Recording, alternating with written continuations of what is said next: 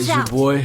Masyado na nalilito kaya magpapainit na ako sa puso katulad ng pagtapos ko sa nalikha kong katha 24 na dura, di ko man nakalain na malalim na pala akong huminga. Diretso ang sipat, iniiwan ang lahat maliban sa pamilya na nilamahan ko ng tapat. Pagkat apelido ko ay Dennis Tulang aso na sikat. Pangalan mo aking namay, pinangako ko iyangangat.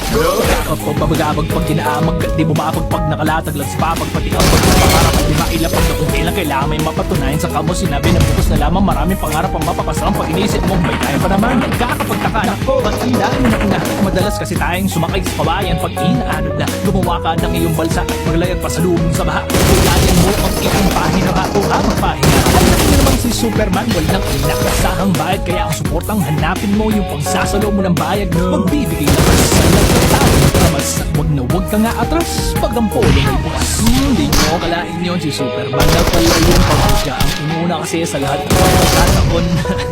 Diba sa pag wala pang pakinabang sa respeto, huwag umasa dahil babalorin ka lamang no. Totoo na dapat may mapatunayan sa murang edad. Gusto na makabilang sa takaw eksena ng kalalakihan. Makabimok na nipak na kayamanan sa bukid ng kusa maraming dalaga na nais kong makita na katihaya. Sumisid at tumahon na mag-isa dami nga ng isda. Di naman masaya tagong-tagumpay, di ko na masilayan pa. Kaya umamin kay bathala na ako'y nabahala na. At nung ka napagtanto na kahit kanuman nang gawin mo, di ka makukontento kundi nagsimula sa puso mo. Tinabi nga aking inggit, di na pinili pa mag iba makulit. Di na rin nasan na sumikat para lang may sabi naman na kami. Sa pamilya na ako nakatuon, pag nakita sa kanila na yun, maging ehemplo.